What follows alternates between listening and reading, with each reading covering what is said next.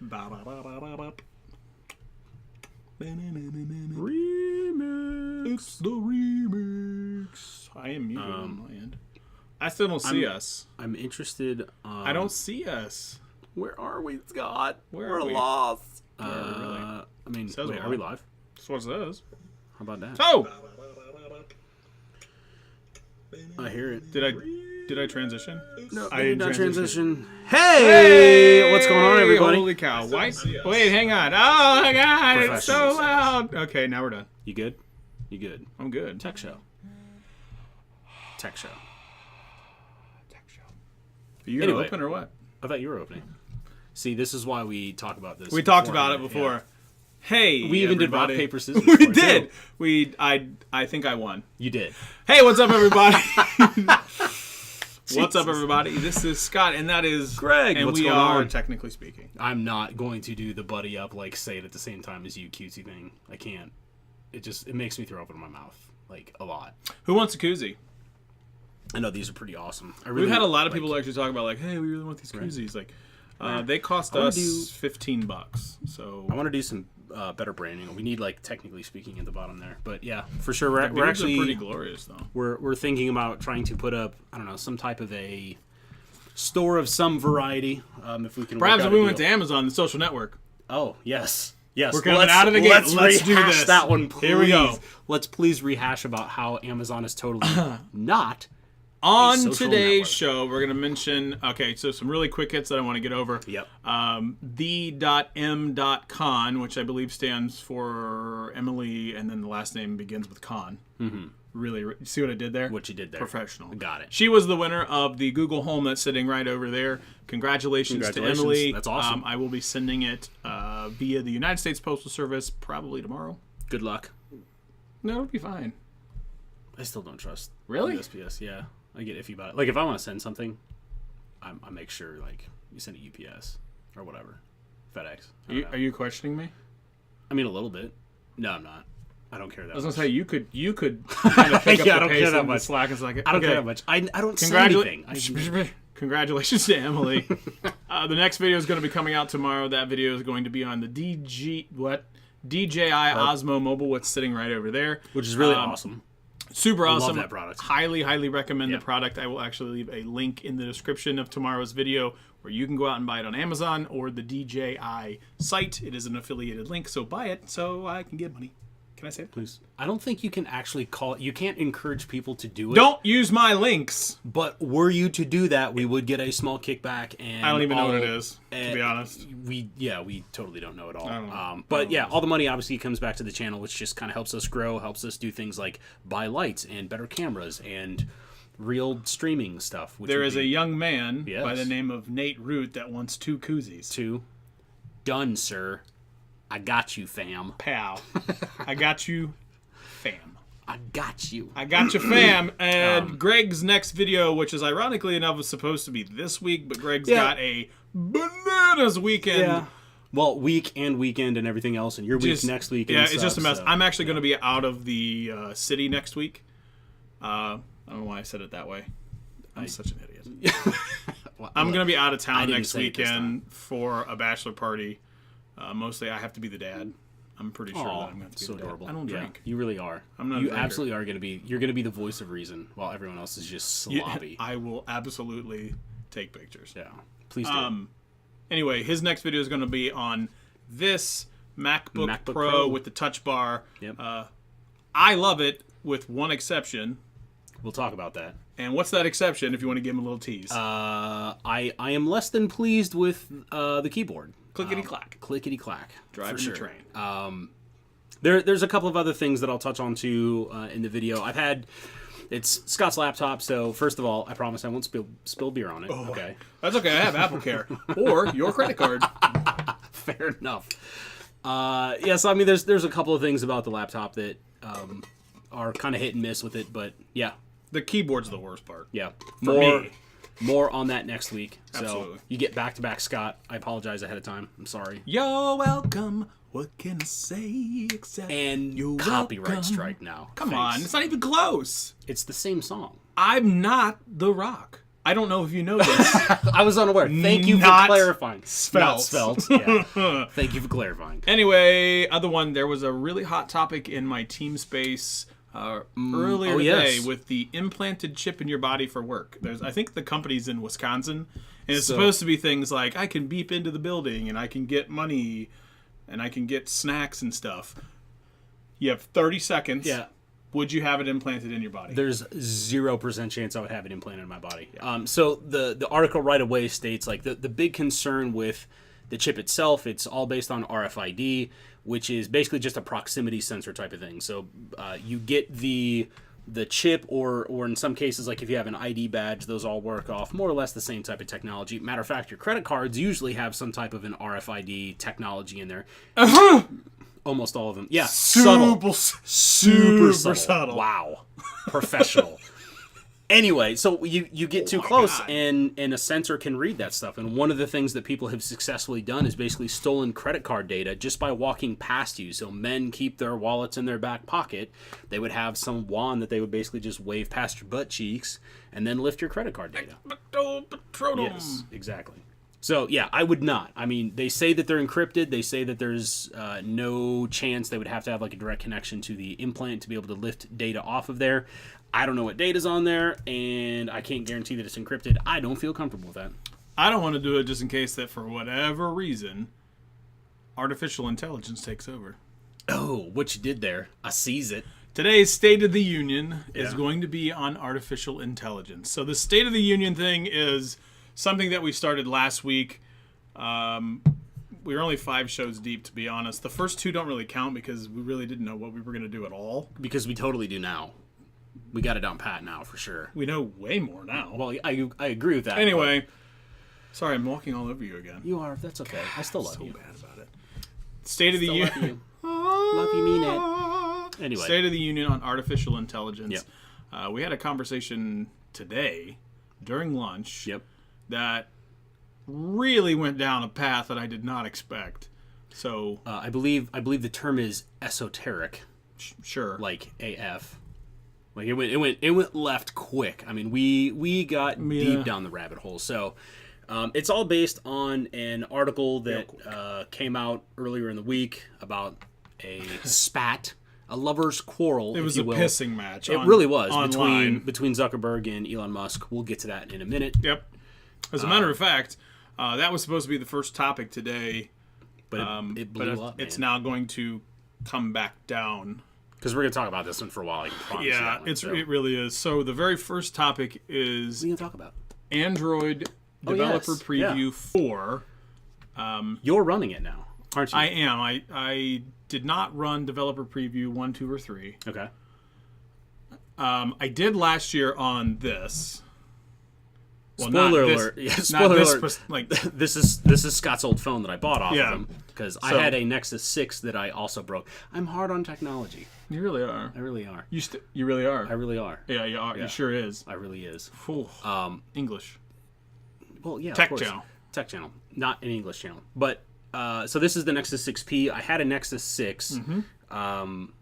I did beta for what was it? What did I do? No, Nougat. I did beta for Nougat on this. No, you had it on beta. So let's just pump the brakes. Pump the brakes. Yeah. I don't know if you know this. Yeah. But the way that Android does their stuff, it's by letter of the alphabet. And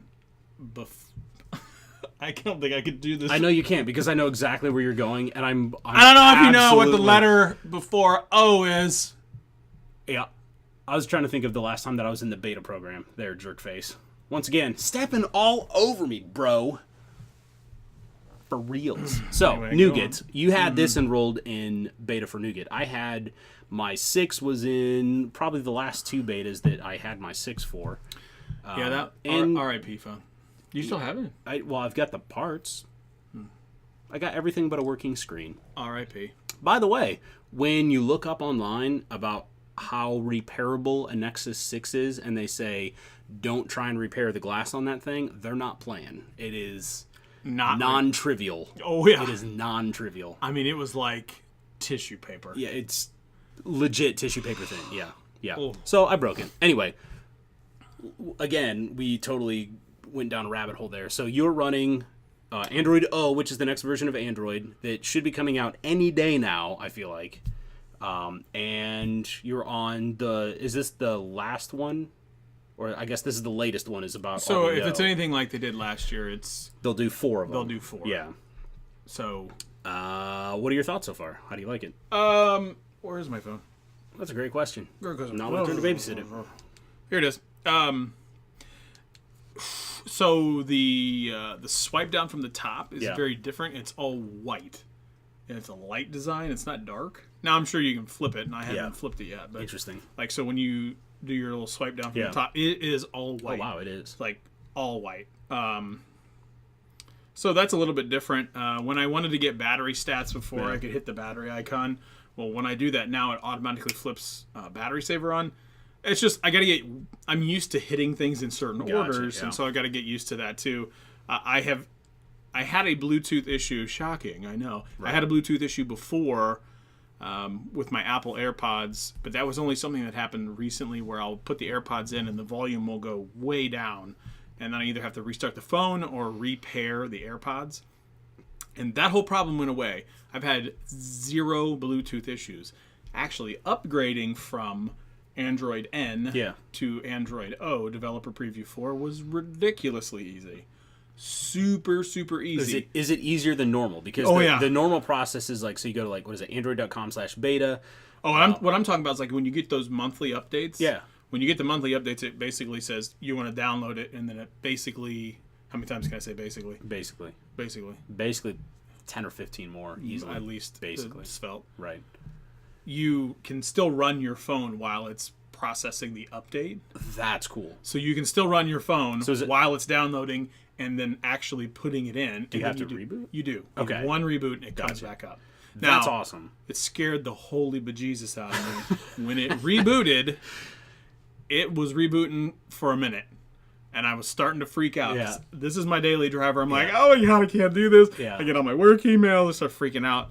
It was probably about 2 or 3 times longer on the initial boot. Wow. But now the boot is half the time than it was before. Really? Yes. So even compared to N, or just compared to so ridiculously fast. That's crazy, because that's so fast. Like among the things that I have to hold against Android, like as a platform, the updates take forever. I mean, let's be real. Apple's no peach here either, right? So Apple 15 minutes for my wife's iPhone to update earlier today, which is ridiculous. Yeah, actually, and it's not like your wife's iPhone. Pull out is your. old. Let's do a little informal time. Informal time. Pull up a timer. None of you actually care about this. We do, because we're nerds. Like that, while we're doing this, look right here.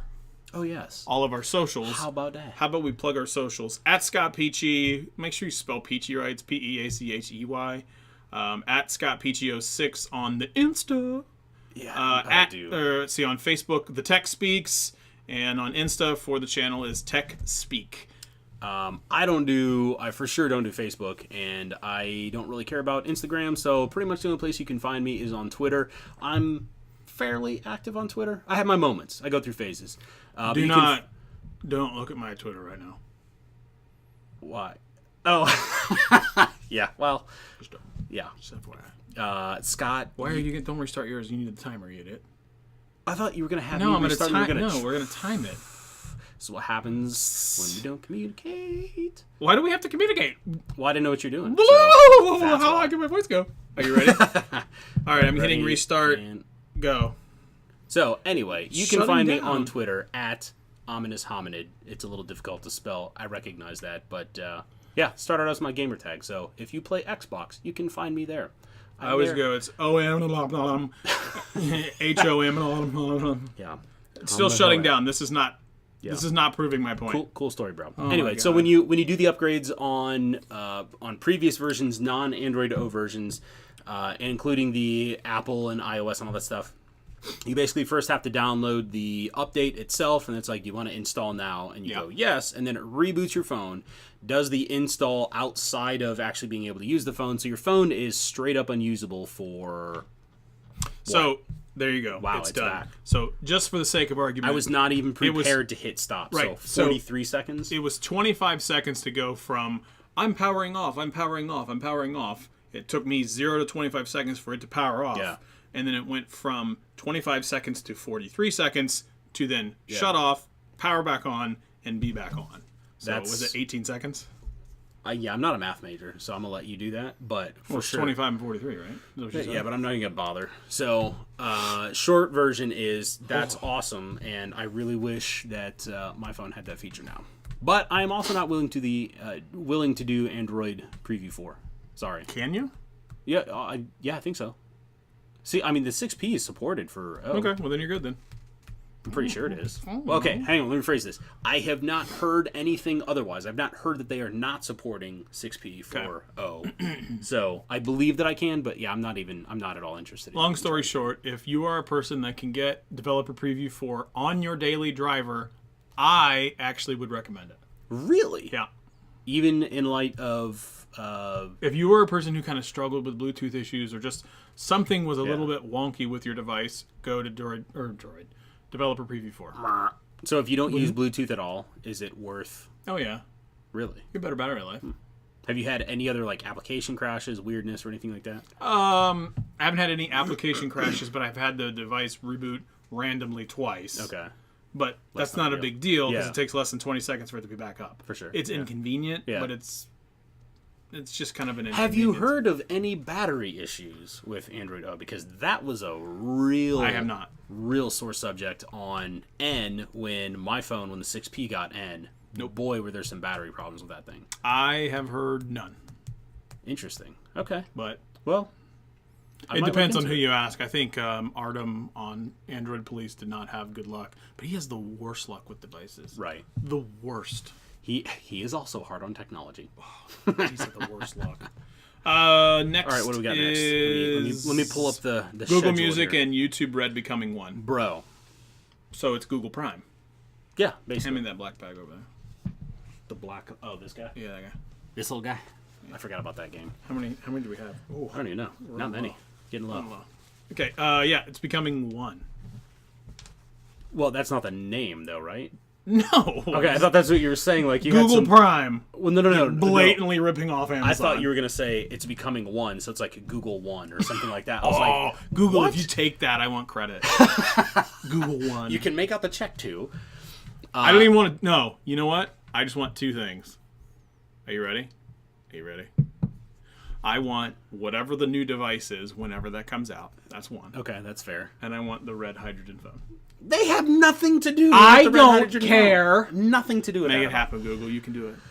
I heart you. Whatever. Anyway, I believe I can fly. have you ever used YouTube Music at all? Yeah. Really? Oh, yeah. We use it all the time upstairs. I thought that was... No, that's Google Music, though. You can switch between both at home. Okay, from my perspective, I don't see a difference between the two. I don't see a difference between the two. Like, I don't on a Google Home, there is no difference. Because if you program it to say, play this song, and in the Home app, it's programmed to go to YouTube Music first, you'll never notice a difference. Interesting. The only difference you know is it's saying now playing on YouTube Music rather than saying Google Music. Is there, from a quality perspective, you know nothing. So, no difference in quality. None. Is there a difference in content? No. From what we've asked it to play. For sure. I'm not asking it to play some weird indie music that only like 3 people follow. Or things like Moana. Okay. Everybody on the planet wants that. So. Well, yeah, especially your kids. I guess I'm struggling to understand like why there was a difference in products created in the first place. Like I don't get fundamentally. I don't get YouTube Music. Google Music, by the way, I totally get, and I think is one of the greatest values in streaming music. If you guys Podcast music, everything else. What? The clickety clack. Yeah, if you didn't hear that, it's obnoxious, and it's not like Scott is over here like monkey fisting the keyboard, just like Scott tight. I am so angry. Preston, Google really needs to offer a monthly subscription. YouTube Red, Music, increased drive storage, some other perk. I'd pay monthly for it if it came in a discount. Like for all services, I guess I'm trying to understand. Like what? Like well, so you subscribe to Google and you get like better benefits overall. You get Google Music, you get ad free, YouTube Red. I think that's what he's going for. Is like so if I could pay, so I pay $5 a month for 20 gigs of storage. Okay. but I also pay $14.99 a month for family music. Okay. So I'm at, what, $20 there. As do I. Minus I don't pay for the storage because I don't care. I have 584 gigs of pictures. I mean, look, it makes sense for you. I have 12 terabytes of unused storage sitting at home on my network. I don't need Google whatever they got. You know what I mean? For me, it's just I mean, for you, I totally get it. I totally get it.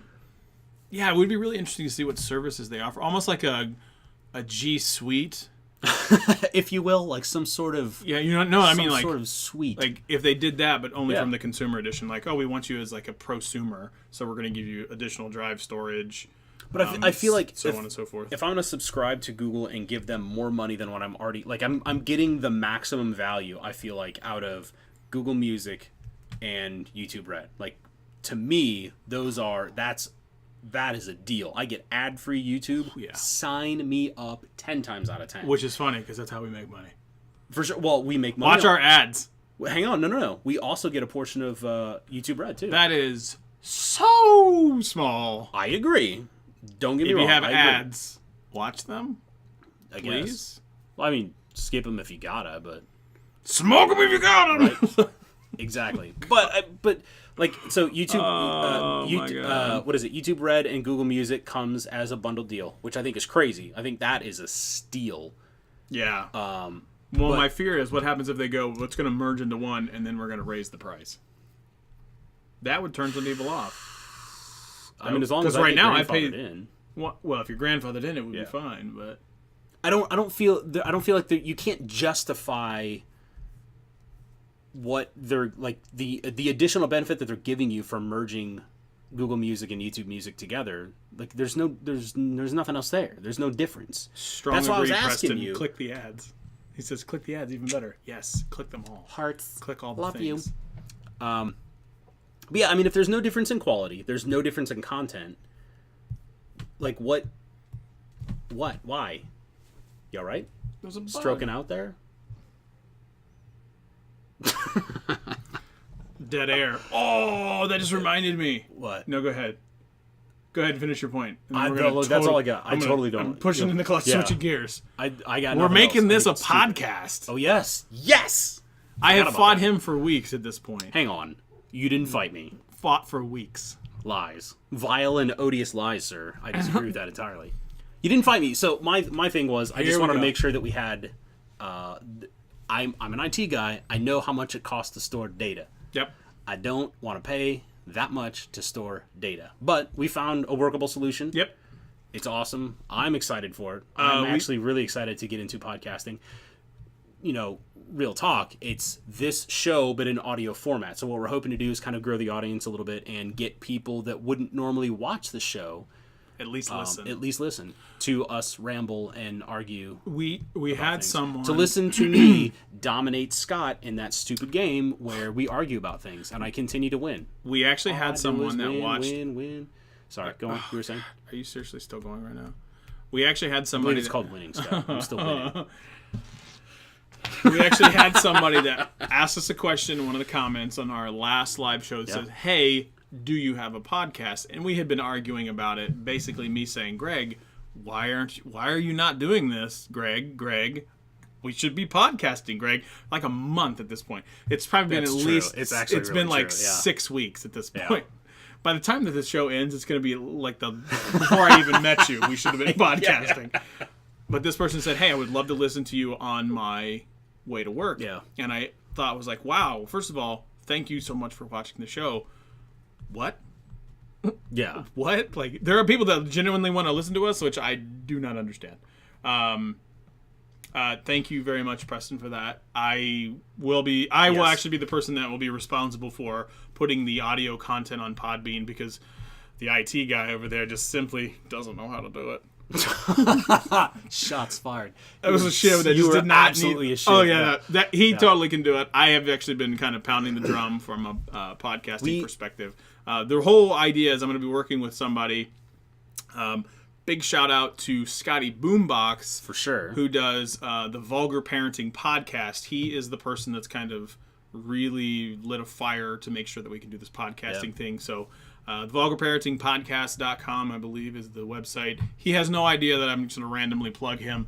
We're for sure not sponsored by him, but he's a legit cool guy. Like I've never met him, but I know enough about him. Yeah. Awesome guy. He is the person that I got kind of all this from. I'm meeting with him next week to say like, hey, what did you do to get started? Yeah. And I'm hoping by the end of next week, our first 5 shows, which will encapsulate this one, will be on at least Podbean, working its way to the iTunes directory.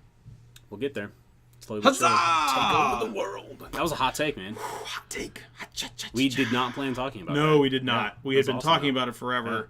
Yeah. Really quick hit before we do the game is Walmart canceled all their pre-orders for the Super NES. Let me tell you how glad I am that I did not get in on that initial pre-order, because if I managed to snag an early pre-order for the SNES Classic and then Walmart canceled it, I would be table flipping angry. Were they the only ones that did the super early pre-order? Oh my God, I'd be so mad. Because it wasn't supposed to come out until like September. Well, so first of all, what happened was Walmart claims that it going up for pre-sale was actually a mistake, which, whatever. I'm skeptical that it's a mistake. I think maybe they may have gotten in trouble for it from Nintendo of America or something along those lines, whatever. The short version is the SNES Classic is going to be a huge product, especially leading into the holiday season. Mm-hmm. It is going to be massive. It is going to be impossible to find. And there's a lot of places that are saying they're not even going to do pre-orders. Now, whether or not that's their decision or if that's being mandated by Nintendo of America, Walmart had decided to put up some pre-orders. They sold out within 40 minutes, like instantly, basically. Yep. And then slowly but surely the cancellations started coming in. Walmart wouldn't comment on it. And finally, not the CEO, but somebody within their products department basically came out and said, hey, it was a mistake. My bad. We're going to cancel all of these. According to The Verge, they have confirmed today that they're canceling all SNES Classic pre-orders accidentally. It accidentally accepted last week when the product page was mistakenly put live. So, interesting. Whoops. Would you consider Walmart a social media website? No, that's... I wouldn't. Why? Okay. They're brick and mortar stores. Yeah, but you know the whole thing between Walmart and Amazon, right? So I can't go to Walmart and leave a review, can I? Walmart is trying to become Amazon faster than Amazon can become Walmart. Well, no one wants to become Walmart. Let's be real. Well, yeah, but Amazon is trying to get into the brick and mortar business. Walmart is trying to go the opposite way. They're trying to get into Say something. Are we really going to go down this path again? I'm just saying. Carry over from last week. Yeah. Greg's still salty about the fact that Amazon is a. I'm more salty because you know that I'm right. You're not right. You're not right. It is a social network. Amazon.com, not a social network. It is a store. It is an online e-commerce retailer. I believe if we go to the GT definition... Good save. If we go to the definition of what is a social network... Yeah. Amazon qualifies. Walmart does not qualify. Yeah, what if you can leave reviews? I don't remember what's the definition. They're trying to basically turn Walmart into a multi-vendor platform. Walmart.com, they're trying to turn that into a multi-vendor platform where you can sell things exactly like you can Amazon. A network of social interactions and personal relationships. I guess you could say that Walmart is then a social network. Because you walk into a Walmart, you have social interactions, and you develop a personal relationship. And mark my words, when Walmart gets into social media, that is the death of all things. Like that is the end of social networks as a whole. It's done. That's a bold statement. Is a really bold hot take based on absolutely nothing but hatred for Walmart. Yeah, that is exactly what it is. You have nothing to back that up. I loathe everything about Walmart. Oh well. What does Nate say? I want it so bad I'm going to have my friend Butters freeze me until it comes out. I have no idea what that means. But okay. Tesla's giving the first 30 Model 3s to owners. Really? Wait, what? So Tesla is a disruption to the auto industry, but I'll tell you why They're a disruptor to the auto industry. They also have a potential disruptor to the insurance industry. That's going to tie in, man. We're going to come full circle back to that, for sure. Yeah. God. Tesla is a massive, massive disruptor. Obviously because of the autonomous cars, but also because if they do get into the insurance business, your traditional brick and mortars, your State Farms, your Allstates, your Progressives are in a really big pinch. Progressive is especially in a big pinch because they're not nearly as diversified as your Allstates, your State Farms, and things like that. What's the Esurance? Is that the other one is that another one that is... Esurance is another one, but I mean, are they mostly... The problem that you have with Esurance, like Esurance and Safe Auto, they're always going to have a market because people inevitably, for a while... are going to have insurance because they're just terrible drivers. Yeah. But Elon even came out and said that you're going to get a ticket for one day if you drive a car. Oh, absolutely. So. I absolutely think that's the case. What else we got on the topic list there? There's a particular topic that I'm just itching to get to. Which one? Well, that one, the big one. This one up here? Yeah. All right, let's do our game then. You ready to lose? Suck it, Trebek! Suck it long and suck it hard. You're ready to lose for, like, what is this, 5 weeks in a low? Preston, 4 weeks in a low. Preston, they're talking about, from an insurance perspective, Tesla can have a massive, like autonomous cars in general, Tesla is obviously the one that's kind of at the point of the spear, so to speak, leading massive losses in the insurance industry. I think Tesla they're basically the unpaid R&D for all the rest of the automotive manufacturers that are going, well, if Tesla can get away, like if Tesla proves that there's demand for electric self-driving cars, two separate things, then you're going to see a lot of you're going to see the Hondas, you're going to see the Chryslers, you're going to see them turn the corner and be like, oh, you guys want this, like in a big way. Ford, Nissan, they're all in it. So I mean, so Nissan's got the Leaf, the electric car. Honda's got they had the Insight and they had the Civic Hybrid. We'll come back to the cars. We're having really intelligent conversations right now. Are you about to stomp the brakes on it? Oh, we're about to get really dumb. Really dumb. Okay. Heads or tails, call it. My body is ready. My body is ready. Hang on. Let me get there. This body is a wonderland. Flip a coin, because I don't want to say the keyword. Okay, keyword. Yeah. I am going to do that to you guys one time. P.S. I love that Google knows that flip a CPIN actually means flip a coin, and they just took me there because I can't type. I can't. What happened was... am I calling it? Yeah, you call it. Okay. I'm going to flip it. I'm going to call it tails. And the answer is tails. Shazam. What do you got? Oh my God. What? A thumb? A thumb is a finger. Yeah. A thumb is a finger. So that is verifiably false. Is a thumb a finger? A thumb is not a finger. How? Okay, what is it? A thumb is a thumb. It's a good digit. Argument. Yeah, a thumb is a thumb. Case closed. Done. Drops mic. Salt Bay. You totally off. Let's talk about artificial intelligence. Sure did. Let me push into clutch and go, hey, is a thumb a finger? What do you think? What do you think, Scott? Is a thumb a finger? And so you're saying that it is not a finger. It is not a finger. It is not verifiably not so a finger. This is me as a non-medical person. I have to Good luck. I have to argue that it is a finger. Yeah. Great. You want me to let you go first? No, I don't. You sure? I'm real sure. I'm willing to do that for you. Go first, yes. I will let you fall on that sword if you really want to. I will for sure let you fall on that. I will fall on the sword, but you have to go first so I can come up with an argument as to why it's a finger. You're going to pay no attention to anything that I say. You're just I'm going to think like... Thumb is finger. Because... I'm right now blanking. Panic. Yeah. It's what you see right here is total panic. I don't know how to explain that a thumb is a finger because you know what? Off the record, it's not. It's not. But I'm going to argue that it is a finger. Look, if you can argue with me that Amazon is a... It's a finger, just like how your big toe is a toe. Boom! Salt Bay. Oh, wow. That is That is an annoyingly good point. Like, that is a really irritatingly good point. Okay. Okay. Go ahead. Okay. I have to clear the panic off my face. Hold up. Get your game face on, beach. I mean, like, there's almost no argument to be made at all. Like, a thumb is, I'm not a medical person at all, like, at all. Oh, you don't say. You don't say, don't you know? But I believe if you just look up in pretty much any medical textbook, which is the default standard for is a thing with regards to, like, biological things, getting real technical. A thumb is not a finger. Med school. It is, yeah.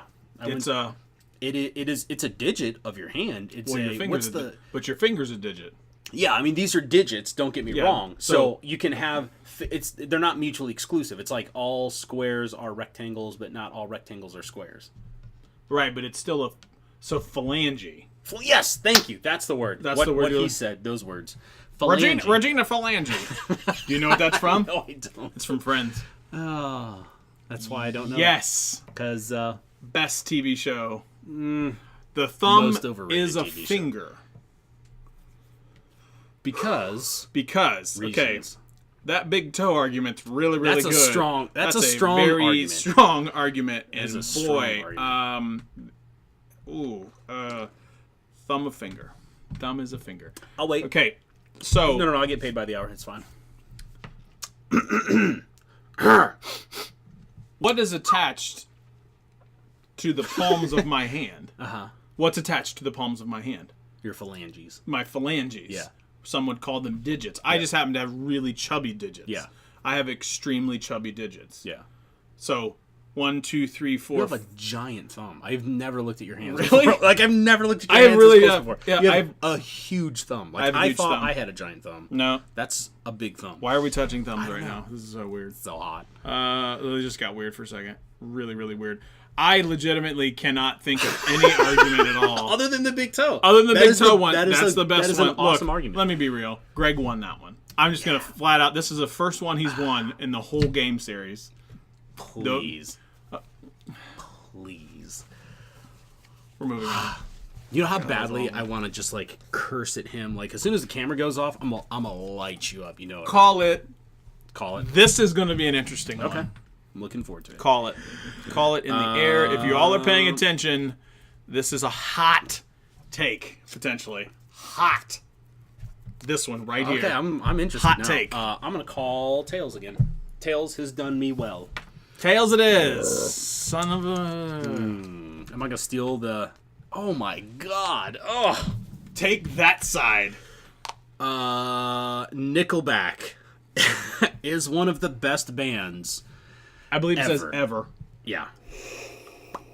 Nickelback, one of the best bands ever. Now, I know that we've talked about this. We have. And,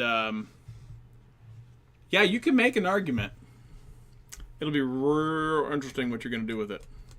I'm going to take yes. You're going to say yes. Nickelback. Do you need me to go first? You might need to go first.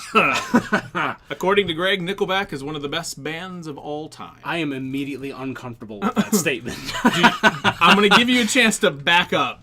I mean, do you have, like, legit, do you have a hot take on that one that you want to... I do have a hot take on that one. I'll take the no then. You'll take the no? I'll take the no.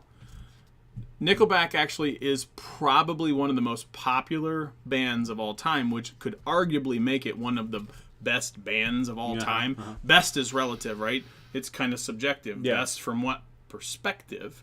Best guitarist? Best concert? Best what? Best is, again, a relative term. If you go and look at how many number ones, top 10s, platinum albums that Nickelback has, they have sold a lot. Okay. A lot of albums. That could arguably make them one of the best bands of all time from a selling records Like perspective. purely monetary. Could be. Yeah, absolutely. Okay. No question. If I go out right now, I bet you I can list... I will go to Google, and I'm going to put this out there on the line. Hot take. I bet you I can list 10 songs. You personally, right No, now. I'm saying if I go to Google right... No, I don't know if I can. Yeah. If I go to Google right now, I can list 10 songs that were at number one or really close. So top 10? Oh, yeah. top 10 songs. Yeah. They had more than 10 hits. 10. Right now. I bet you. So real talk. I cannot figure out whether or not the songs that I'm thinking of are the same song because like the lead singer, I don't even know what his name is. Lead singer guy, Chad. Of course. Kroger. Oh. Krieger. He's married to Avril Lavigne. Oh, yes. That's that guy. Okay, yeah. Okay. Ooh, man. So I know this is how that one. You See, and this is the problem. me. All of his songs sound exactly like that. And they're Every all single hits. one of The it. problem, they're all hits. Okay, just because something is popular does not mean that it's good by any stretch at all. I did not say that it was good. I said best. That doesn't say good. That says best. Good, better, best. It's within the continuum. If you're going to argue that something is the best, subjective. Look, if you're going to argue that something is the best, then you have It's to have a qualitative statement about how from good a monetary something is. perspective, they made a ton of money and they have a ton of hits. Then that Ton of hits does not make them the best ever. Ton of hits makes them the best at selling records. One of the best. Verifiably wrong. One of the best. Look it up. One They of are the not. best. They are not. No. Wait, does it say one of? Ah, crap! It says one of the best. Mic drop. Otherwise, that would screw me up. So, I mean, I'll do it. Billboard.com. Look it up. I want to see where they sit on, or I don't know if it's on Billboard. Look up don't where know. they sit on all-time records sold, because I bet they're not even like. Somebody actually, look, I typed in Billboard and it said Nickelback. This argument has happened before. Or Google, you're in trouble. Or Google is listening. Oh God. Chart history. Yeah. Chart history. This is research happening Holy on the fly. crap. Wow, number one. So Number I remember one. that song. How You Remind Me. Yep. Look at this photograph. Again, might as well be the same song. It's the same whiny. Doesn't matter. It's 4 years later. 4 years later. Yeah, Rockstar. I know that. Rockstar, Someday, Far Away. What? I don't know any of those. Really? Rockstar is the last one that I know. Someday, Far Away, If Everybody Cared, Saving Me, This Afternoon. I don't know. I don't know how to like any of those songs. Overview maybe. Sure. Or chart. I don't know. Wait, chart history. 48. What? Nickelback. Can somebody help us? We need help. We need a staff of researchers. I know. Immediately. We need a staff of researchers. Basically, it proves my point. No, it doesn't. My point has been proved. No, it doesn't. Look, the Top 20 Nickelback songs, best, most, greatest. How You Remind Me, Saving Me. I don't know that song. Look. If today was your what last website day, are you on? I don't You're on know. Share Ranks. You said she. She ranks. ShareRanks.com. Do you want me to go to BuzzFeed, bro? Not the authoritative source for pretty much anything, I would say. And that applies to both websites. Well, I'm on ShareRanks Google and BuzzFeed. my Shazam! I am on Google right now, and it just said Nickelback top songs. No, How You Remind Me, all-time- Saving. Look up all-time best-selling bands. Just Google that. All-time best Listen to that keyboard. selling bands. Bankses. Bang Gank Dragon. Too many bands. Oh, Scott, I have a good point. Concert attendance, top 10 hits, overall records sold, longevity of the band. Too many bands. Look. It's straight up an opinion, not a fact. I'm not. That's. I agree with those points individually. You're but right. To say that they are one of the best bands. I mean, if you're Best going is to look, subjective. Best is totally subjective. It is That's what I'm absolutely saying. subjective. But if your original point was based on the monetary value of what they're capable of doing, then I would say that you could probably look up who the most.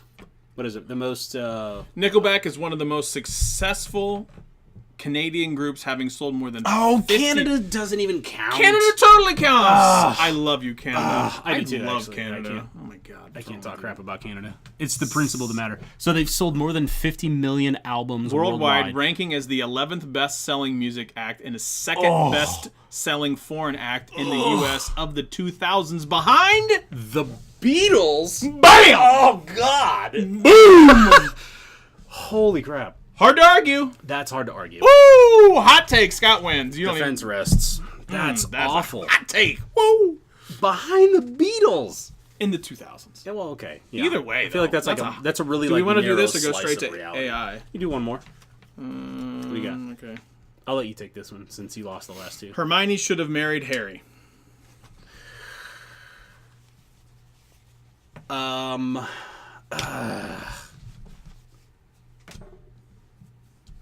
gonna say no. You're gonna take no. I'm gonna take no. So you're gonna take the side that actually ended up playing out. So you have yours based on actual result. No. I'm actually I will tell you up front. My approach to Hermione should not have married. Should not have married Harry. Should not have. Well, I was trying to figure out who are you. I am Greg. This is Hi.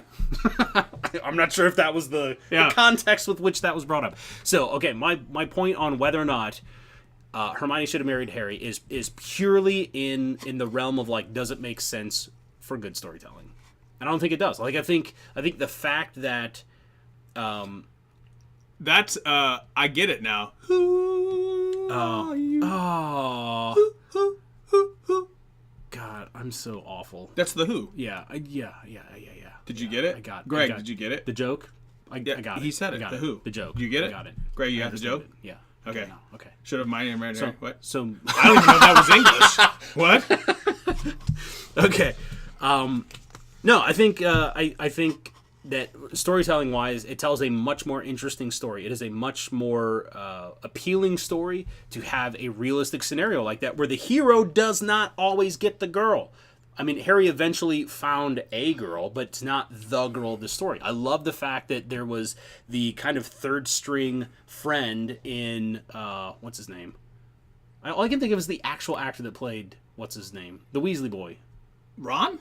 Jesus. All I could think of was Rupert Grint. I know his real name. Why do you know his real name? I don't know. Weird things stick in my face. Seems aggressive. Yeah, that's Really aggressive. super aggressive. Easy. Calm down now. Oh, easy.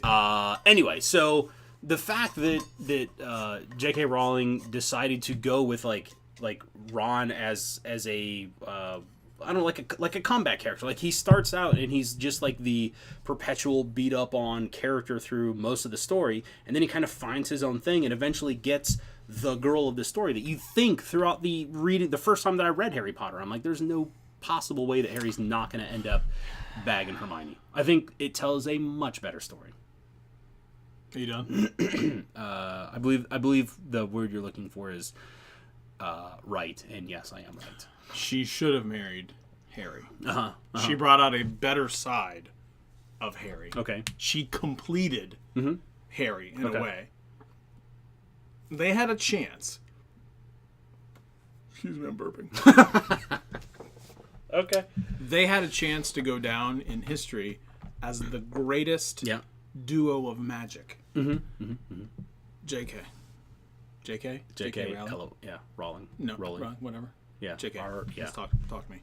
I thought you were saying JK like just kidding. I was like, no. JK, let's talk.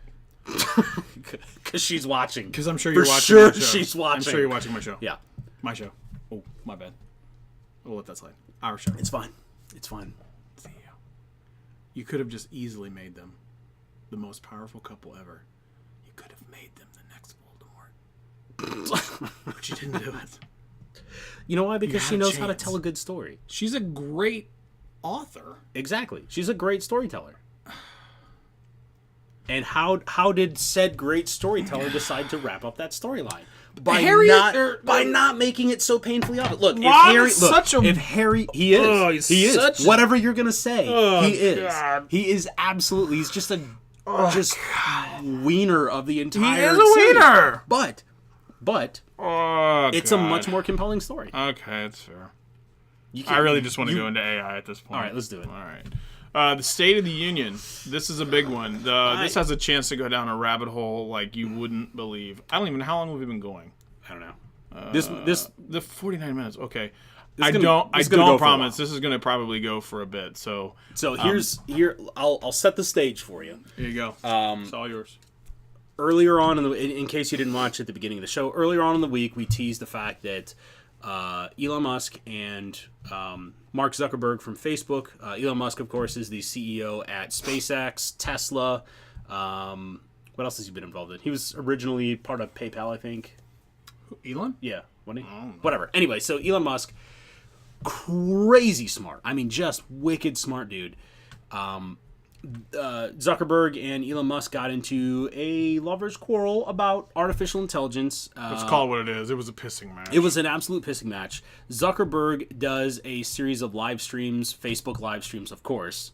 Well, wouldn't he? Yeah, from his backyard, and somebody asked him a question about artificial intelligence. Yep. And Zuckerberg responded with saying that he's an optimistic person. He's very optimistic about artificial intelligence. He feels that that by the very nature of us building artificial intelligence, we can make it an inherently good thing, and that he feels that the people, like the big names in technology that are very, very negative about artificial intelligence, are irresponsible.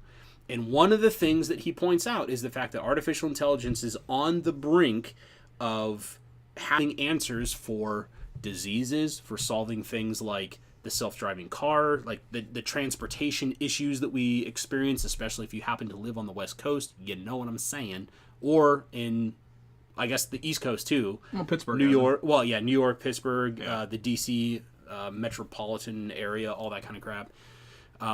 So he points out all these positive things that AI can do for society, and is inherently optimistic about it. Conversely, you have Elon Musk, you have Bill Gates, you have Stephen Hawking, physicist Stephen Hawking, among many, many others, like philosophers and people that are deeply involved in technology that are like, you do not even understand how dangerous artificial intelligence is. So, yeah, State of the Union, today we're going to be talking about kind of the state of artificial intelligence and why it is such a crazy thing. Full disclosure, I'm not a philosopher. I love philosophy. I'm not involved in artificial intelligence. I'm an IT guy, but I also understand kind of at a more than your average user level, AI, the power behind it, the danger behind it, because I follow this stuff like a lot. I read pretty much anything I can get my hands on as it relates to artificial intelligence. You are much more on the consumer end of AI. You are interested in it, I would say. Not that I'm speaking for you. Like, you pitch. You're allowed to talk now. I'm allowed to talk now? Yeah. I let him have his moment. Yeah. I love AI. I think it's awesome. I am more interested from the consumer perspective, but have started to dabble in the whole, more of the philosophical perspective of things. Much like Greg, I like to pontificate on a lot of different things, but mine is much more strategic based. I tend to have some type of thought in the end. I want to solve this rather than just talk about it in general. Not to say that you do, but that's I totally agree with you on that. Like I don't not so much of a nebulous type thing. I want to solve for this. So how do I get there? Much more strategic type thing. I got interested in AI mostly because I have a lot of stuff that is artificial intelligence like in my home. Plus that. Phone, Google Home, like all of that's AI driven. And once I started to get into everything related to artificial intelligence, I started to realize that this is much more of a psychological, sociological question, which is right up my alley. That is exactly what I like. So this is probably going to take more of a philosophical, psychological, sociological perspective, because flat out, it's not a matter of if we're going to get like crazy cognitive supercomputers. It's a matter of when. Time. Yeah. And then it's a matter of how far do we go independently. Yeah. Whereas we should probably be thinking about this from a collective group. I agree with Preston. Once it got neural networks, that's when it got scary. How about this one? There's a company in Boston. Was it called Gambla? I showed you the article. Yeah. I don't remember the name. But we're doing the article no favors whatsoever. None at all. But Gamelon or something. Yeah, Gamelon. That's it. So there's this company in Boston called Gamelon. Long story short, this company developed code that allows the artificial intelligence, the machine learning, to run itself, learn what it learned, and then the predictions that it has, and then go back and rewrite the code itself, completely teaching itself to rewrite itself based on what happened and the next potentially expected outcomes. So I tried to do as much research on that as I could. It is absurdly impressive, right? Yeah. But it is not quite as crazy as what it sounds. It's not rewriting everything about itself. No. It's almost like if you had a rapper. So you've got a rapper as in WRAPPER. This thing is not dropping hot beats or anything. It's not spitting fire. So you think of the AI and the task that it's performing as two separate programs. So the task that it's performing, it's almost like you running a program on your computer, right? So the AI runs this program which does the thing, and then the AI learns about the output from the application that it's running, figures out how to min-max it, make it better, whatever, rewrites that code, but it's not rewriting its own code, because that there's almost a catch-22 of like, how does it It's like circular reference, right? Yeah. It's the same concept. Like, I can't do something circular in Excel, but this is, in a way, kind of doing that. It's like... No, I agree with you, it is, but I think at the core, there's the artificial intelligence, which is largely remaining untouched. I don't know that we've figured out how to, again, not being on the cutting edge of AI research, I don't know that we figured out how to have AI truly rewrite itself Yet. For sure yet. What we're doing now is, so I looked up like crazy amounts of research on this, right? There is a website called futureoflife.org. And if you go out there, who they are, the team is ridiculous, but there's two like crazy outliers. I actually have not in this. seen this yet. Yeah, so this is a hot take for Greg. The scientific advisory board includes Alan Alda, which I thought was a bit strange. I believe he's also deceased now. Wait, what? I'm pretty sure he's dead. Huh. I gotta look that up. And Morgan Freeman. So Morgan Freeman on it now. Now, that may not sound strange to you, except for the fact that the other people that are on it is Stephen Hawking, Elon Musk, Martin Rees, people that are like PhDs, like far and away. I'm pretty sure he's deceased. I'm totally looking up I'm right now. pretty sure I don't that he's think he dead. is. You don't think he's dead? I don't think so. I'm pretty sure that he's dead. Okay. I thought he was dead. Hang on, go back to that, because some of the other names that I was going to talk about, like, blah, blah, blah, blah. Wait, not dead? No, wait. Nope. Age 81. Not dead. I believe you owe that man an apology. My bad. Alan, I thought you were deceased. I love you. I was going to be really upset that if you were dead. For sure. Because a very intelligent man. So the things that I want to point out here. So there are some names, like if you're at all interested in some of the philosophical, moral, technological implications of what AI would possibly have. Scroll back up to the top for a second. No. The names that you want to Google, the people that are really at the forefront, the guys that are doing like the research and that have the really broken down absolute valid points. Max Tegmark, he is a big guy in AI research. So is Nick Bostrom. He is hugely influential. Obviously Stephen Hawking, he's a physicist. So maybe not as quite in tune with the forefront of AI, but I mean, he's Stephen Hawking. That would be like saying you have Albert Einstein on your team. Correct. Sort of a big deal. So I mean, those are some massive names in artificial intelligence. So go ahead. Well, I was gonna say, short version. Do you think that artificial intelligence is inherently net boon for society? Do you think that it's bane? Like, do you think that it's going to turn out okay? Is this the end of days? So this is where the conversation goes Real quick. totally the other direction. It depends. Yeah. What has to shift is people being us. Yeah. The way that we look at life, the way that we look at things has to change. Yeah. And the reason I say that is it's just, again, it's not a matter of if it's going to happen, it's a matter of when and how are we going to handle it. Long story short, watch the video that you actually recommended today that talked about one? Yes. Yeah. That talked a lot about like when we made cars back in 1979, we had X amount of people to do the cars, and that means the jobs were exponentially growing and growing and growing. But with artificial intelligence, the jobs are not exponentially growing. The same number of hours worked in 1979 was like 9.3 billion hours or some crazy number like that. And the same hours are worked, fast forward 20, 30 years later, it's the same number of hours, but we have more people, which means there's kind of less jobs. But those jobs definitely pay more. Yeah. There's a higher skill level, right? So I'm kind of bouncing all over the place. The long and short of it is we're eventually going to run out of jobs. Yeah. Because AI is going to give us the ability to automate all of these things. Yeah. So we have to have a fundamental shift in conversation in things like, and I'm not trying to get political here, really I'm not, and we're not going to discuss it, but if people aren't working, we probably should think about taking care of them. So do we have things like basic universal income? Yeah, basic universal income, health care for everyone. Yeah. What changes? I think the quality of life can be there if people look at life differently. I think, and that's a fundamental shift in the way that people handle things. To your point, I think that that artificial intelligence, we're really, really close to artificial intelligence changing what it means to live an American lifestyle, fundamentally changing our society as a whole, permanently and irrevocably. Yeah, and I think we're a lot closer than what most people would even think that we are too.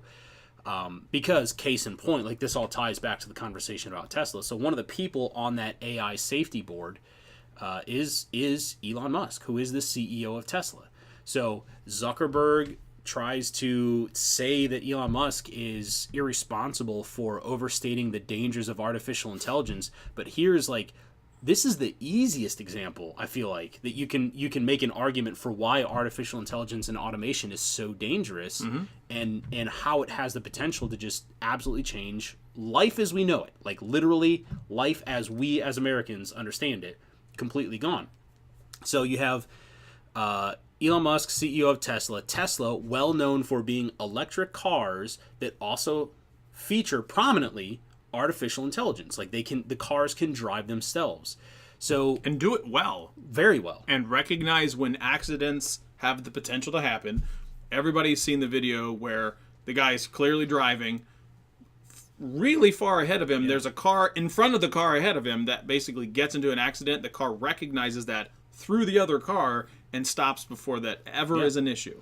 Now, the reason why that's a big deal, I'm going to take it from a insurance side because I talked about it earlier. Yeah. So most insurance companies, the Progressives, the Allstates, the State Farms, make their money off of claims. Yeah. It's not something that's this crazy amount, oh, that's impossible, I thought they did. Nope.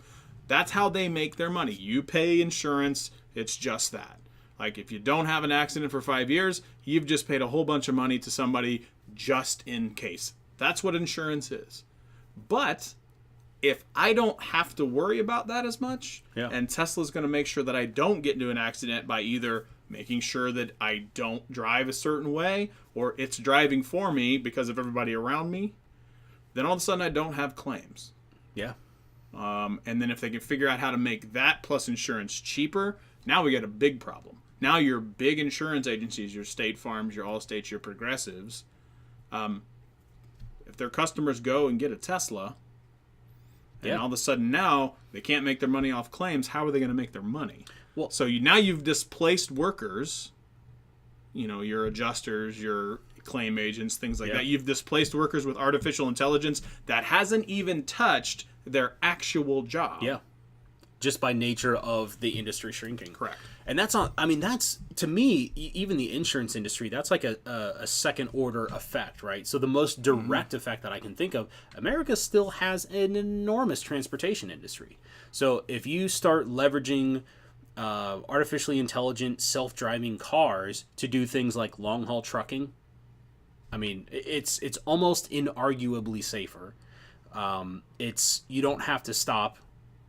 You would actually increase the delivery speed that you would receive things, right? So so there's your financial incentive for other companies to want to actually fund this type of work. You've now displaced an enormous portion of the American economic system is the transportation industry, and that's just truck drivers. Let's talk about taxi drivers. Let's talk about railroad. That is the best case scenario for AI, where you're literally on a track. You can't make turns. There's no other traffic per se. Right. That's... You just have to program a stop. Yeah. That's GPS. Yeah. Yeah. I know we're way dumbing it down. But, absolutely, but we're also we're not at the leading edge of all of this research and stuff, but the fact that we as non-bleeding edge people recognize that this is such a huge thing. I mean, me personally, I almost feel a moral obligation to sound the alarms, like let people know, like we need to think about this now, because it's not going to happen. It is happening. Like it's already in the process of happening. So, and we're gonna for sure see that in our lifetime. That Life of the Future website that I mentioned earlier mentioned two types of AI. There's narrow AI. And then there's general AI. Narrow AI is exactly kind of where we are now, but we're like this far into narrow AI. We're not even doing that really, really well. Narrow AI, basically think of it as I am programming this thing to do one thing and one thing only. Drive a car. Deep Blue, your chest thing. So that's very narrow. That's Watson, sort of. Kind of. Facial recognition, voice recognition, things like that. That's a very narrow focus. But once you get to the point where you do the general, now you have these computers that have the same or greater cognitive capacity as the human brain. And now we have a bigger problem, because this is where I talk about the psychological fundamental shift. If I can take a single super cognitive computer and take all that learning that it has better than a human and replicate that 100 times, I now have 100 things smarter than a human that can teach itself at a much faster clip than a human can, that can perform the job that a human does, things like analytics, predictive analytics, whatever that might be. And now I have 100 computers which are like this much compared to what it would cost for a human, because I don't have healthcare, I don't have retirement, I don't have any of that like regular stuff that you have to pay an employee. And now what do I do with those employees? Still got to live. They still have to live. That goes back to the fundamental psychological, sociological shift of what do people do? What do we do? What do we do? If the machines are doing it all, and this is not something like Terminator is going to come out and kill us or anything like that. We haven't even talked about the fact that it's dangerous. Or the dangerous things that they can do. Oh, that's coming next. Don't worry. So that's just what do people do if we automate everything in their life? Now we have time to do what? Well, I mean, we can't make money because they took all the jobs. They took our jobs. They took our jobs. They took our jobs. Well, what are we going to do? So having artificial intelligence and I'll even sidestep the idea that we would be able to develop AGI, artificial general intelligence, which is kind of one of the precursors to having superhuman artificial intelligence. I'm going to sidestep all of that and just say, like, there's a gulf between having artificial intelligence that disrupts the economy to the point that we're talking about, and even being able to get through all of the danger stuff first.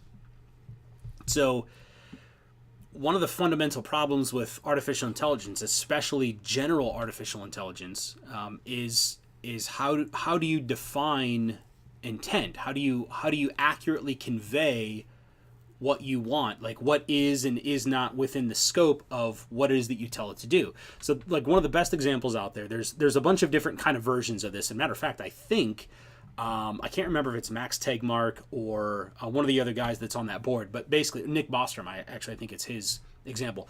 Anyway, one of these really intelligent guys that's involved in artificial intelligence has this kind of thought experiment where he says, imagine if you made an AI and you gave it all the machinery and whatever that it needs, and you say, you hook it up to the internet, everything, and you say, make stamps. I want you to make as many stamps as you possibly can.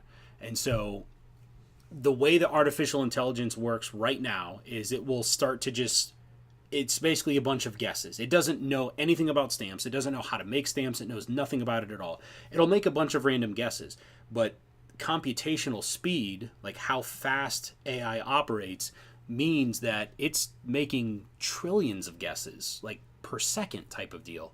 So it's only a matter of time before it stumbles across something that gets it a stamp. Let's call it an eBay auction. It wins an eBay auction and it goes, oh, got a stamp, cool. So it's the part of the programming of artificial intelligence is when you have success, focus on that, refine that, figure out what it is, like really explore that as an option. So, okay, now it starts to scour eBay for stamps. So already the artificial intelligence, within minutes of it turning on, has cornered the market on stamps on eBay. And that's still the most innocent version, because eventually, especially being connected to the internet, it's going to figure out that, oh, you can buy stamps online, or you can send out emails to people requesting people to send you stamps, like stamps. At some point in time, it's also going to figure out that people are made of stamps, or people use stamps. Used stamps are stamps that an artificial intelligence can't gather for the purposes of its quest to secure the most stamps. So, like, is it unreasonable to think that artificial intelligence might then make the next logical assumption, which is get rid of the humans, have all the stamps? Yeah. And that's with a completely, like, mundane, very boring example, like, hey, make me some stamps. So the problem at the outset becomes, how do you define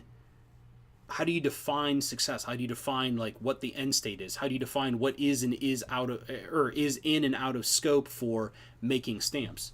I mean, curing cancer, like, hey, I want you to figure out how to cure cancer. I mean, technically speaking, a valid solution for curing cancer is to kill people who have cancer. That gets rid of cancer. Problem solved. You know what I mean? Like, there's a weird... I get what you're saying in that particular instance. Yeah. Like, that's an interesting take. So the curing cancer part, there is a actual company that has identified better and started to recommend treatment. Watson does it. Very specific types of cancer. They did it through tons of computational power, obviously, to figure out. It's very finite right now, but once they figure that out for all cancers, then again, it solves the cancer issue, but it gets into that psychological issue of, okay, now people... Oh my God! Sorry. Am I boring you? Jesus, am I boring you talking about this? Why are you guys watching? I'm bored to death. Like, if I can make people live longer, again, what do the people do? So you're taking it from the perspective of that. I'm thinking of, we have to fundamentally change the way that we think of life. Yeah. If we go down the path of making these crazy supercomputers, I think it's 10 years plus. I think these supercomputers, AI, very different. So supercomputers, think about that in that instance. Okay, so I feel like we have to kind of define what a supercomputer is, because I just pulled a muscle. You know what that's called? I believe that's called karma. Oh, God, hurts. Go ahead.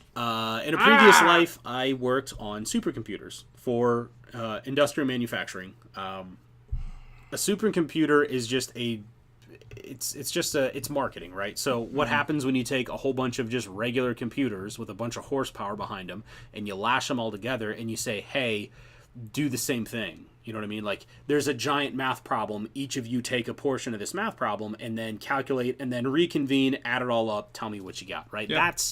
That's a supercomputer. Current supercomputers, even cutting-edge current supercomputers, can't do necessarily any better with artificial intelligence. Like the idea of taking Watson and letting it run on all of the computers in the world isn't necessarily going to make AGI. It's not going to make a better super intelligence. Like, we're not at that point yet. So I think we're probably, I would say 10 years is probably the window to where we start to have to answer sociological problems like the transportation industry being displaced, because in the immediate term, companies are always influenced financially. Autonomous war. I mean, DARPA's doing it right now. DARPA's doing it right now. War is... Boston Dynamics. War is not cheap. Yeah. People make money off war. That's why war exists. You want to see some creepy stuff. That was a hot take. That was. There's a famous line, and there's a series of games called Fallout, and there's a famous line. Fallout's this, like, weird alternate history game where you play... Isn't that the Fallout guy, the little blue character? Yes, exactly. Yeah, so you play in this... it's not even necessarily the future, but it's this nuclear apocalypse, and like the games, every game opens up with war never changes, and it's absolutely accurate, I feel like. War never changes. War is expensive. Yeah. War makes people money. People bet on war. But again, so there's always that financial incentive. Like, as soon as you can do it cheaper with automation, robots, artificial intelligence, I really feel like those are all kind of one and the same. Like, you're all orbiting the same center point if you have robots, automation, artificial intelligence. It kind of orbits the same space. Have any of you seen Age of Ultron? That's a valid point. Not outlandish. Yeah. Like, as ridiculous as it sounds like, hey, did you ever see the movie that talks about... That's not really outlandish when you think about it. It's like, if it's going to populate this thing, and then if you destroy this thing, it's over here within a matter of moments. Yeah.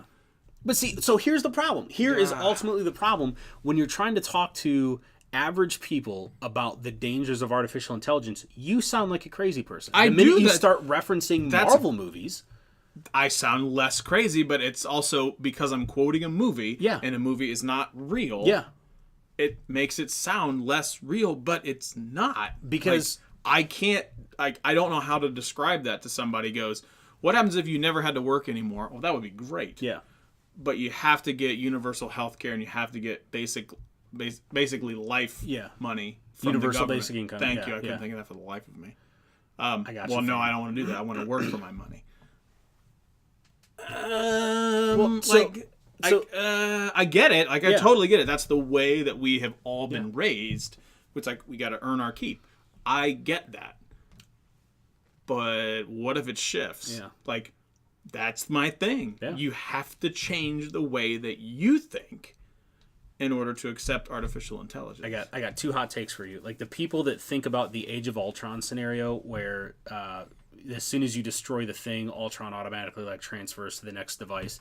Like, if you think that's super science fiction, think about what, read the news about like NSA level hacking that is happening, state sponsored malware and hacks and stuff like that, where they're figuring out how to infiltrate computers that aren't even connected to the internet. There's this thing called air-gapped computers where you completely disable any possible wireless, no Bluetooth. Like, you physically break the thing that provides the wireless. You don't just disable it in the software. You break it so that it does not have a connection to that. And the NSA has figured out ways to infiltrate those computers just by using the microphone and transmitting code via ultrasonic sound through the air. So if the NSA can do it, if humans can do it, then it is way within the realm of possibility that a computer could figure out how to do it. And even more dangerously, they could figure out how to do it in a way that we wouldn't even know. Like, we wouldn't be able to detect. We probably wouldn't stumble across it for a long time. So, and then if we could, it would know if we found it, and it would have 3 or 4 other ways to stop us from doing that next thing. It would just be... It's entirely possible, yeah. So this is a terrible example. Let me go ahead and just throw you that. Yeah. That it's not out of the realm of possibility. Like, I'm trying to figure out, how do I desperately tell somebody who doesn't know AI that the Age of Ultron thing is kind of real, and the only way... It's not real yet, but it has the potential to be real. And here's like... For sure, yeah. You can check your email Yeah. on my machine. Yeah. You can also check your email on your work machine. Yeah. Yeah. What's to say that it can't do that same thing? Yeah. Same concept, very, very basic concept of, Google does it, Apple does it, iMessage across platforms, MacBook, iPad, iPhone. Yeah. They can do that, and look, that's basic stuff. If you think that it can't do those other things, you got another thing coming. Well, and the arguments against that type of like, okay, artificial intelligence, like, that's a lot of data that you would have to move around, right? Like, to make it smarter. No, I'm saying arguably like the brain that, like, so if you had an Ultron AI, right? You got to think of how much data is involved to make Watson as smart as it is. Sure. Okay, and I'm proposing that we have made no improvements whatsoever on how artificial intelligence processes or stores data. I'm proposing no changes whatsoever. So think of how big Watson is. Think of how much data that is. Okay, the current arguments against why that is an impossible scenario are going to come down to, but that's a lot of data. So if I'm going to, like, if Ultron lives on my phone and I know it, and I'm going to shoot my phone and break it, like destroy it, and thus kill Ultron, and Ultron's going to try and get off of my phone and make its way onto your computer or your phone or whatever, think of the amount of data that would have to transfer. Like, that's like one of the best arguments against why that's a doomsday scenario. But the problem is you're supposing no advances in technology between now and when AGI. And that's just not going to happens. happen. Yeah, exactly. I mean, even if you assume the most moderate advances in technology, it's not a matter of when. It's not a matter of if. It's a matter of when. It's happening. What about this one? AI takes my brain. Okay. Yeah. AI, nothing advances. Yeah. They take a cognitive copy of my brain. Yeah. And put it in a computer. And I mean, look, now that's a huge problem because now, okay, so I have all the human emotions, that intelligence, the cognitive capacity of a human brain, all of that. I have that in a machine. Now we have a bigger problem. Yeah. Because you assume people are inherently good. Yeah. But people also have the ability to turn it off. Yeah. What happens if my brain, which gets into a computer, decides, I don't want to do this anymore, and goes the opposite direction? Yeah. I mean, now I have unlimited knowledge. Basically, I have the knowledge of all the things. Yeah. And I have access to all the things. Yeah. And I can learn at a rapid progression. And by the time that you figure out that I have that, I'm so far ahead of you.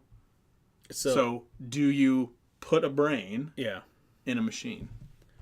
My brain specifically. I mean, the that idea is so bananas to say. Oh, it is. I mean, so that is you're outrageous to say. But the funny part is, there's already people talking about that. So if you, what's his name that works for Google? He works for Google. I don't know. The guy that's all about the singularity. It's gonna drive me crazy. I can't think of his name. Anyway, so there's a real smart guy that works for Google. He is convinced that the singularity is coming. Ray Kurzweil got it. Pulled that out of thin air. So this guy did. Holy cow! Did anybody message that? No. You just happened to pull that out of thin air. No, because I'm really fascinated by him too. He is convinced that we're going to experience the technological singularity within, call it, the next 100 years. Okay. Now, technological singularity is basically the point in time where the pace of change outstripes our ability to even come to terms with what it means to change. And I feel like most people, you kind of have a general sense that things are getting really weird right now, that things are changing really rapidly, and that it's a little difficult to figure out how to deal with new things before those things are outdated. Like that's a conversation even you and I have had, and we're pretty immersed in technology. So this guy says that pace of change is only going to increase. It's going to get more and more rapid as more technology develops that introduces new technology. That technology is going to introduce new developments which are going to accelerate continuously the pace of change of technology. The interesting thing is he's got a lot of data that backs that hypothesis. So he has basically gone back and said, let's look over the course of human history and let's plot out the major advances in technology. And we're going back to like Stone Age, Bronze Age era, right? And so he's got this really clever chart that charts out, if you Google like Ray Kurzweil technology or singularity chart or something like that, I'm sure you'll see it. But it's your standard exponential growth hockey stick chart where all of the technological advances are happening faster and faster. You go from like 10,000 years from the Stone Age to the Bronze Age, and then 5,000 years from the Bronze Age to the Iron Age. I'm making these numbers up, but you get my point. And then you go like immediately after that, it's like, oh, now we're in the Industrial Age. And now like immediately after that is the Computer Age. Mm-hmm. And it started out as an offshoot of Moore's Law. You know what Moore's Law is in computing. So in the 80s or something along those, basically this guy that worked at Intel, his name was I think Alan Moore, but he basically said that it used to be like every 18 months, I think it's less than that now, but like every 18 months the cost of the same amount of computing power or the number of transistors, which determines how much data you can compute, basically gets halved over the course of 18 months. So it gets twice as fast and twice as cheap type of deal. And so that's why you can make statements like, my phone is several trillion times faster and cheaper than all of the computing power that all of NASA had to send people to the moon. Which is bananas. But true. But not untrue. True. Yeah. But it's still so weird. It's absolutely crazy. It's so strange. But that's the thing. Like all of this artificial intelligence type of conversation, I don't feel like it really drives home to people until you start to look at those long-term things. Like, look at where we were not that long ago. what is it, like 50 years that separates the invention of flight from man walking on the moon? And I mean, like self-driving cars. So yes, self-driving cars, man. Look, when I got my license, and I'm not old. Yeah. I'm in my 30s. I'm not old. Yeah. When I got my license, that was a pipe dream, man. This didn't exist. That was Star Trek. That was like touchscreen. Yeah. No. I actually had a flip phone, Yep. like a flip phone, where you flip down the little plastic and you press the buttons and you pull up on the antenna. Yeah. And that was the hot stuff back in the day. Yeah. That was in my lifetime. That was not that long ago. That was definitely inside of 20 years. I absolutely remember my dad had the car phone, the bag phone that you Absolutely. had to throw up in the. Oh, in yeah. the, yeah. Oh, I yeah. remember that, man. I didn't even get my first cell phone, and it was one of those like ridiculous Nokia Invincible bricks until I was like 20 something. 20 something? Oh yeah, yeah. Whew. Yeah, when I first went to college, I didn't have a cell phone. I pretty much didn't have a phone at all That's weird. for a while. It wasn't. I had as a big compact computer. I did too. Compacts? Yeah, I had a compact. Compacts? Yeah. That was a dumpster fire. I spent a lot of time upgrading mine, so mine was pretty legit. But I kept it in the compact case, so it was a sleeper. It was a sleeper. I didn't know you could have that. So okay, we beat that one pretty well. I'm super fascinated by artificial intelligence. I think it's going to.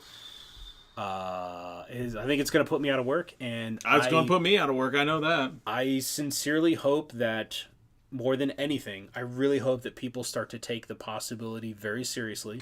And frankly, I hope that we can, like, not to get all hippie and like lovey-dovey and all that crap, but I really hope that, like, humanity as a whole, I hope that we can come together and say, like, this, Get out, Ultron. yeah, like there's this like literally an existential crisis is about to come down on us. Like, we need to band together and just look out for the best in humanity as a whole, and that's definitely going to include, like, people that are doing better are going to have to make some sacrifices. Like the standard of living across the globe is not going to be our level even. Like, we're going to have to sacrifice to bring up the lowest people. The people at the top, arguably, are going to have to sacrifice the most. We are not at the top. Oh, no. For sure no. For sure no. I mean, we are barely middle class. Well, middle class. We have no class. We have zero class. Okay. I think we beat that one. Yeah. Gee whiz. Holy cow. You guys have stuck with us for an hour and a half. Maybe we should just say that our show's going to be an hour and a half. Might as well. We've been doing an hour and a half pretty on the I think the rig. last two have been hour and a half. You got 30 seconds. You want to plug anything? I come back next week. Check out my review on the MacBook Pro. Follow me on Twitter. Like, share, subscribe. Oh, by the way, like, total hot take. Thank you all. Like, anybody who ends up watching this video, really, really, really thank you. Like, from the bottom of my heart, seriously. We just crossed 2,000 subscribers. We did. That is huge. That is an enormous, like, super monumental thing for the two of us. So thank you. Really, really appreciate it. Like, you subscribing. If you ever wonder whether or not we pay attention, or whether or not subscribers means anything, it really means a ton. Subscribers are how we are able to even talk to companies or have them even listen to us when we're like, hey, we're interested in your products. Can we even get a discount? Like, we're not getting free stuff necessarily. What we're trying to do is get discount codes from companies. Yeah. That's what we've been trying to do. Just to be able to buy tech, talk about it, review it, play with it. Not even just to buy the tech. What I've tried to do is get discount codes from places like D-Brand and Slick Wraps and Anchor, like the stuff that I know that you guys use, trying to get discount codes to say, I want to give these to the subscribers. Yep. What can I do to partner with? Now, unfortunately, we haven't been able to partner with a lot of the big companies, obviously. We have to. Some of them are like, you have to have 100,000 subscriers. I don't have 100,000. We're not there, bro. We're not even close there, to that. But we're trying to figure out Yeah. ways to get you more stuff. I guess ultimately it's not about us. We get to sit here on camera and talk to each other. Yeah. You guys just are the ones kind of driving all this. So yeah. So really appreciate everybody who subscribed, and please, please, please like, share, subscribe. Thumbs up. You are our success. So Yep. help us help you, man. It took a lot of time to get over 2,000. Yeah, dude. Last August, So just shy of 11 months, 12 months, I was at 200 subscribers. We've grown exponentially. So much so, some other schmuck joined the channel. Hi. So, yeah, again, thank you guys so much. You guys are the best. As always, like, share, subscribe, thumbs up, all the fun words. Yep. Buzzword. Things. Follow us. You see all of the thingies right there. Yep. So, yeah, podcast coming probably in a week. We'll see if we can squeeze that out. Got to squeeze the juice. Remember that? Squeezing the juice. Anyway. Shore? Yeah, it is. Yeah. From Encino Man. I couldn't remember his name. God, I love that movie. Think about that. Wow. Oh, Biodome. Holy cow. Artificial intelligence. We talk about Biodome. Yes. Anyway, see you guys next week. Bye. See ya.